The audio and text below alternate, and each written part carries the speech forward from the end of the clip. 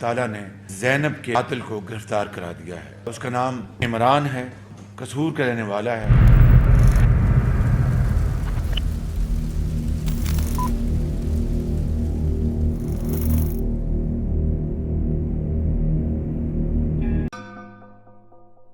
एक मासूम बच्ची सिर्फ 6 साल की जो कुरान की तालीम के लिए अपने घर से निकलती है, लेकिन वापस कभी नहीं आई। उसके चेहरे पर मुस्कान थी, लेकिन ये किसने सोचा था कि ये मुस्कान हमेशा के लिए ख़त्म हो जाएगी। 4 जनवरी 2018 का वह दिन पाकिस्तान के कसूर के एक शहर में एक ऐसे जुर्म की दास्तान शुरू हुई जो इंसानियत के लिए एक कलंक बन गया। 9 दिन बाद कचरे के ढेर से एक लाश मिलती है जो हर माँ बाप के लिए कभी ना भूलने वाली दुख लेकर आई। 4 जनवरी 2018 को उस दिन क्या हुआ था और वो कौन था जो इस मासूमियत का कातिल बना, और कैसे एक मासूम के खून ने पूरे मुल्क को हिला करके रख दिया था। ये कहानी सिर्फ एक जुर्म की नहीं है, ये आवाज़ है उन सब के लिए जो इंसाफ की तलाश में है। तो वीडियो के अंत तक बने रहिए और ज़ैनब अंसारी की कहानी को देखिए जो आपको अंदर तक हिला करके रख देगी।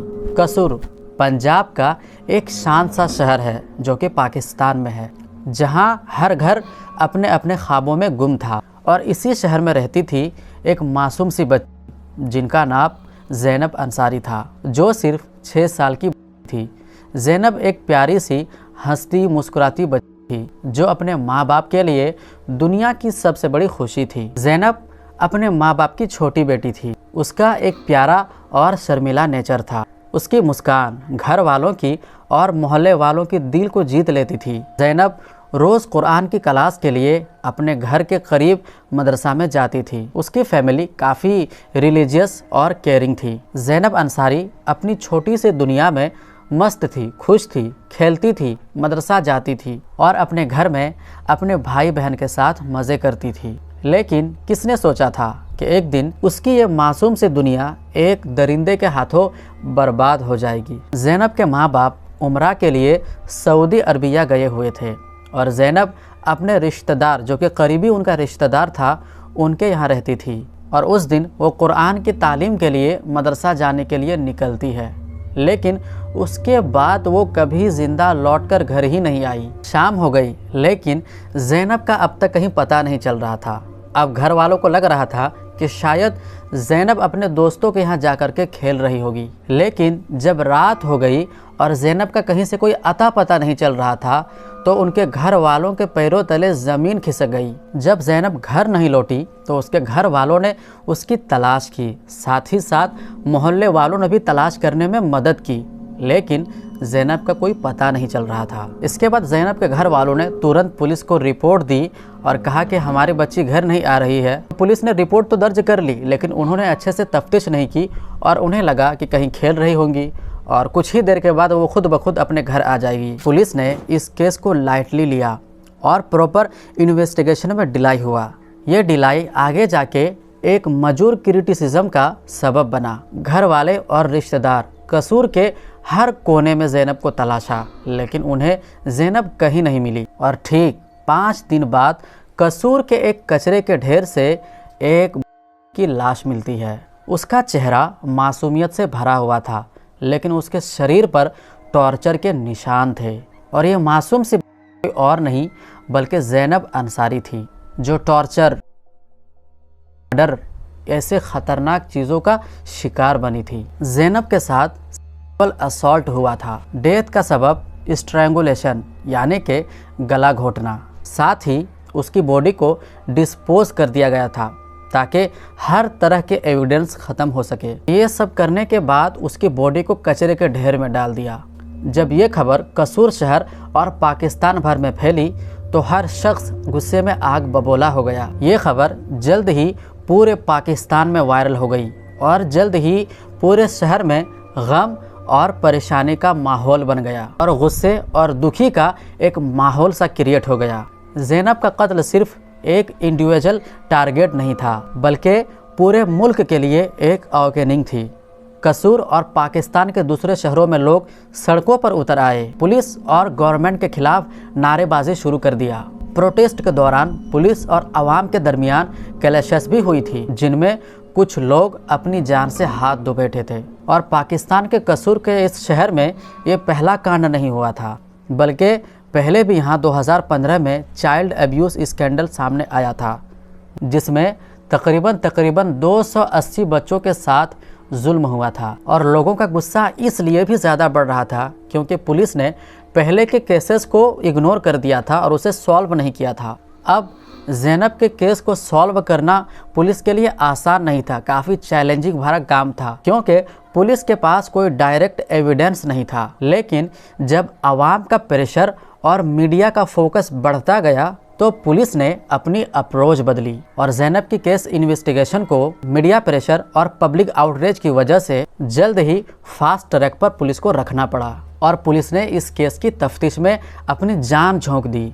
और इसी तफ्तीश की शुरुआत पुलिस ने सबसे पहले CCTV कैमरा के ज़रिए शुरुआत की। और कसूर शहर के एक प्राइवेट कैमरा ने एक फुटेज रिकॉर्ड की थी, जिसमें ज़ैनब एक शख्स के साथ कहीं जा रही थी। उस CCTV फुटेज में आदमी का चेहरा क्लियर नहीं था, लेकिन उसका स्ट्रक्चर और चलने का तरीका पुलिस ने नोटिस किया। पुलिस ने इस फुटेज को ज़्यादा से ज़्यादा लोगों के बीच में शेयर किया और इस फुटेज के बारे में इंफॉर्मेशन मांगी। और दूसरी तरफ इन्वेस्टिगेशन के दौरान फॉरेंसिक एक्सपर्ट ने 1150 यानी कि 1150 लोगों के DNA सैंपल्स को कलेक्ट किया। और जब ज़ैनब के बॉडी से मिले हुए DNA के सैंपल के साथ मैच किया तो एक शख्स का DNA सैंपल मैच हो गया और उस शख्स का नाम था इमरान अली। इमरान अली कहीं और नहीं बल्कि ज़ैनब के घर के पास ही रहा करता था। इमरान की उम्र 24 साल थी और वो एक शरीफ और मासूम इंसान बनने का नाटक किया करता था, जिस पर कोई शक नहीं करता था। ज़ैनब का डर इमरान का पहला जुर्म नहीं था, बल्कि उसने पहले भी 7 और बच्चों के साथ सेक्सुअल असॉल्ट और मर्डर किया था। इमरान अली का DNA मैच होने के बाद तुरंत उसे अरेस्ट कर लिया जाता है। पहले तो वो अपने जुर्म से मुकर गया, लेकिन जब पुलिस ने फॉरेंसिक एविडेंस को और विटनेस स्टेटमेंट्स को सामने रखी तो उसने अपना जुर्म कबूल कर लिया। ज़ैनब का केस पाकिस्तान के एंटी टेररिज्म कोर्ट में ले जाया गया। उसने जब अपने जुर्म को कबूल किया तो पूरा शहर, पूरा मुल्क शौक में आ गया था और सिर्फ 5 दिनों के अंदर इमरान अली को कोर्ट ने फांसी की सज़ा सुना दी। इमरान अली पर मर्डर और साथ ही टेररिज्म के चार्जेस लगाए गए और 24 अक्टूबर 2018 को उसकी सज़ा लाहौर के कोट लखपत जेल में अंजाम दे दी गई। ज़ैनब अंसारी के केस ने पाकिस्तान में लीगल और सोशल सिस्टम्स पर एक गहरी छाप छोड़ दी। ज़ैनब अलर्ट बिल, मिसिंग और अब्यूज़ चिल्ड्रेन के लिए डेडिकेटेड सिस्टम लॉन्च किया गया। पेरेंट्स को अपने बच्चों की सेफ्टी के लिए एजुकेट करने वाले प्रोग्राम्स शुरू किए गए। मिसिंग और अब्यूज़ चिल्ड्रेन के लिए एक डेडिकेटेड मैकेनिज़्म लॉन्च किया गया। इसका पर्पज़ है मिसिंग बच्चों के केसेस को जल्दी रिसॉल्व करना और उनके लिए अवेयरनेस बढ़ाना। चाइल्ड प्रोटेक्शन और स्ट्रेंजर डेंजर के कॉन्सेप्ट्स को स्कूल्स में और मीडिया में प्रमोट किया गया। कसूर में ये एक पहला केस नहीं था।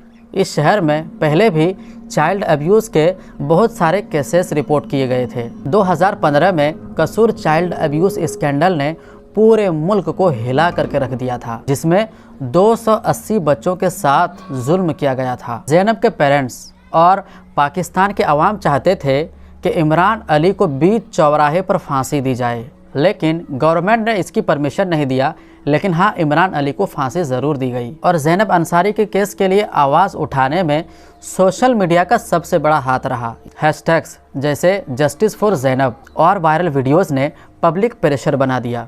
इसीलिए दोस्तों, मैं आपसे भी यही रिक्वेस्ट करना चाहूँगा कि हमारे इंडिया में भी जब किसी बच्ची या फिर महिला के साथ अत्याचार हो, ज़ोर ज़बरदस्ती हो, तो सोशल मीडिया पर आप अपनी आवाज़ों को बुलंद किया करें, ताकि जो मज़लूम हो, जिस पर जुल्म हुआ हो, उसको जस्टिस मिल सके। और पाकिस्तान के इस प्रोटेस्ट के दौरान पुलिस के गोली से 2 लोग मारे गए, जो ज़ैनब के केस से एक अलग कंट्रोवर्सी बन गई थी। ज़ैनब की कहानी सिर्फ एक जुर्म नहीं, बल्कि एक सवाल है जो हर माँ बाप सोसाइटी से पूछता है कि क्या हम अपने बच्चों को इन दरिंदों से बचा सकते हैं। ज़ैनब अंसारी एक मासूम बच्ची थी जो इंसानियत के लिए एक मिसाल बन के रह गई। लेकिन दोस्तों, क्या हमने उसकी कुर्बानी से कुछ सीखा? कमेंट में ज़रूर बताएं। और वीडियो को लाइक सब्सक्राइब करने तो नहीं कहूँगा, लेकिन इस वीडियो को अपने दोस्तों में, अपने घर वालों में, अपने फैमिली मेम्बर को ज़्यादा से ज़्यादा शेयर करें ताकि हर तरफ अवेयरनेस फैल सके। तो मैं मिलता हूँ आपसे अगले वीडियो में। तब तक के लिए अपना और अपने घर वालों का, बच्चों का, सभी का ख्याल रखें।